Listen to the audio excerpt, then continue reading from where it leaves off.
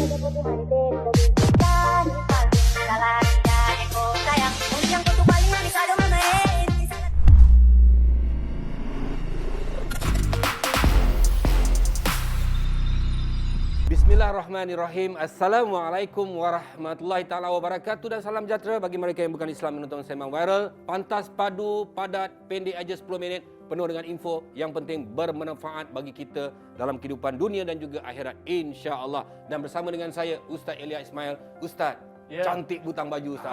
Rumah bagi. Ini baju macam pakai taksido punya dan lain-lain.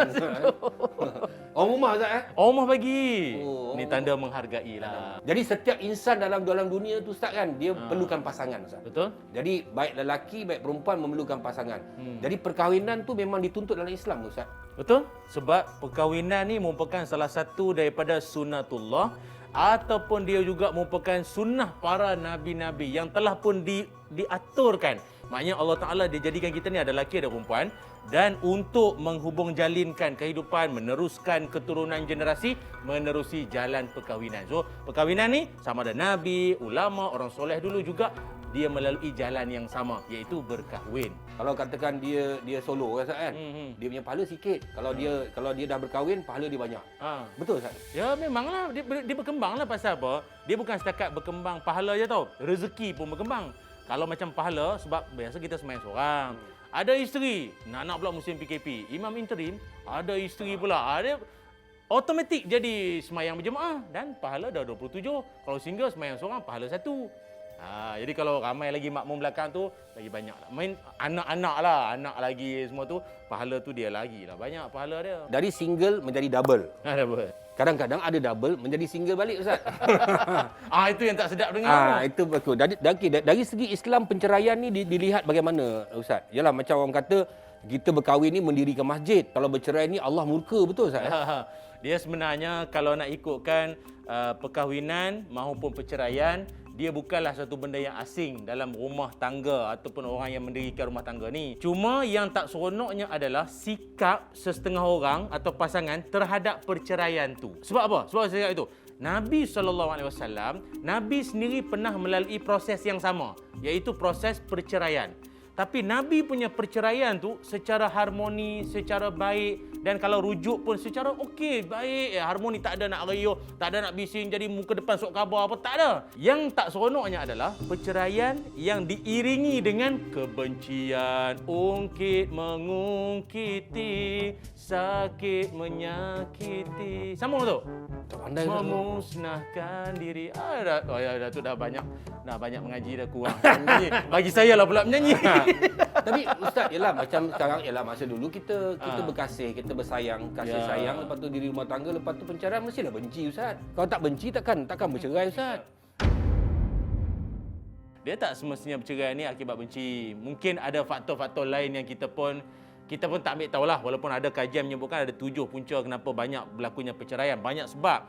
Tapi yang kita nampaknya adalah bila bercerai saja, dia akan yang mengiringi bersamanya itulah tu benci, fitnah. Kalau anak tu dia pengaruh anak, dia kata bapak kau tu jahat, bapak kau itu, ataupun dia pengaruh anak kata mak kau tu memang ini cari jantan lain lah apa semua. Ini yang Allah Taala marah dan Nabi sendiri tak suka. Kalau umat dia, kalau kau nak berpisah pun cara baik. Jangan dia jadi bikin gaduh, bikin lagi panjang cerita sampai keluarga mertua pun masuk campur, masuk dalam Facebook, dia pula follower ramai. Panjang lagi cerita. Itu lain Ustaz. Yang ini lagi lain Ustaz. Yang ini Ustaz, dia bercerai dekat Jabatan Agama kan. Dekat mahkamah. Keluar Ustaz boleh berjoget. Ni dah bercerai Ustaz, boleh buat joget. Baru lepas nikah kot. Baru boleh nikah apa boleh lepas bercerai Ustaz.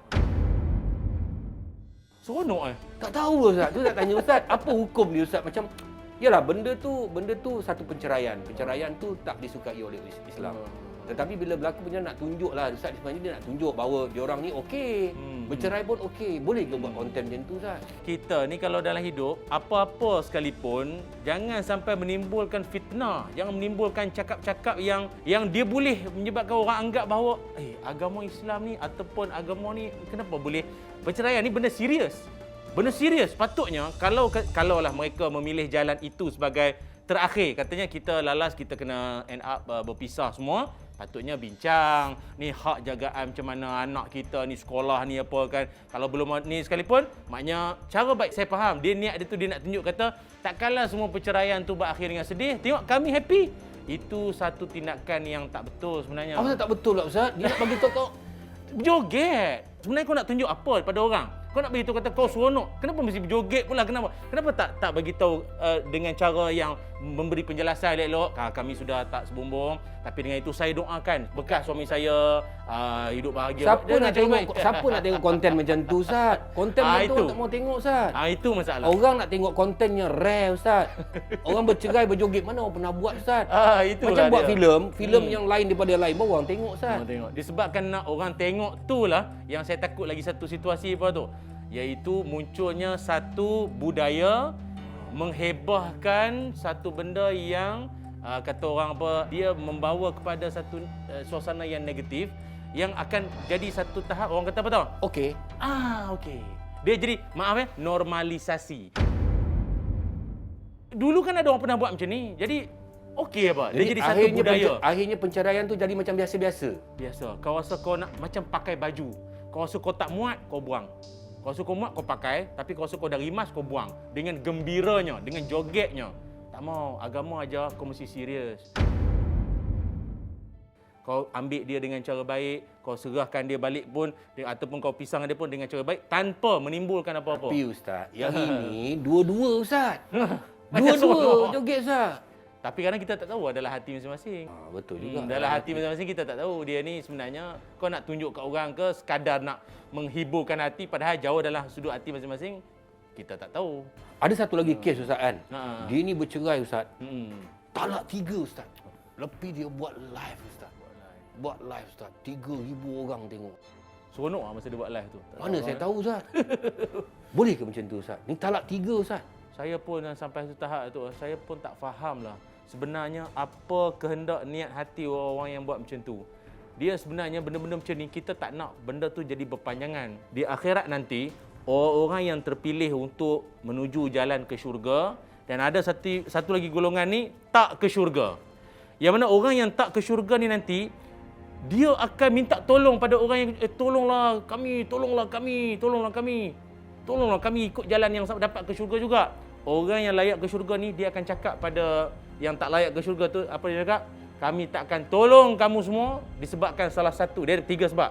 Salah satunya adalah kerana masa di dunia tu, korang ni orang yang jenis suka bikin isu. Macam fitnah jugalah. Menimbulkan cakap-cakap orang. Kau sibuk sangat nak jadi orang yang menagih perhatian orang dan jadi mungkin kawan ni boleh mengutuk. Dia dipanggil sekarang viral lah Ustaz, sekarang viral lah. Macam Datuk selalu cakap wakaf dosa kan. Free je orang hantar maki dia semua.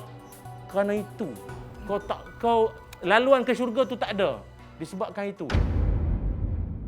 Kalau dah suami isteri akhirnya nak berpisah sekalipun pun tak payahlah buat live-live ni semua. Jadi dengan adanya media sosial ni Ustaz, sesiapa saja boleh mendapat populariti dengan cara apa sekalipun Ustaz. Setiap rakyat Malaysia yang 32 juta lebih sekarang ni, setiap orang menghabiskan masa 9 jam 17 minit dengan internet. Kita ranking nombor 6 tau tu. Dalam dunia ni kita nombor 6. Maknanya tinggi tu. Maknanya rakyat kita lebih banyak menghabiskan masa dengan internet. Cuma saya nak pesankan pada tuan-puan semua, ingatlah, apa yang kita buat pada hari ni, benda tu dia tak akan berakhir di situ. Dia akan berpanjangan dan lebih teruk lagi kalau kita dah meninggal dunia nanti ni, anak cucu semua tengok. Aku punya nenek aku dulu bercerai pun buat live. Aku punya moyang. Memalukan. Kita kan bangga nenek moyang kita dulu kan dia buat itu, usaha kebun lah apa semua. Ini apa nak bangga? Nenek moyang viral je kerja, hidup sensasi sana sini, memalukan, meninggal dunia dalam keadaan macam tu. Tak sempat taubat lagi pula. Kan buruk nama tu.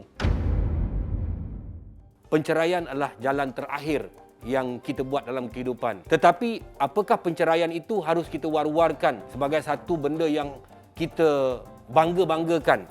Inilah yang kita kita discuss pada hari ini dalam Sembang Viral, kerana apa yang kita paparkan akan ada dalam library ataupun perpustakaan alam maya selama-lamanya hingga hari kiamat. Jangan kita kongsi.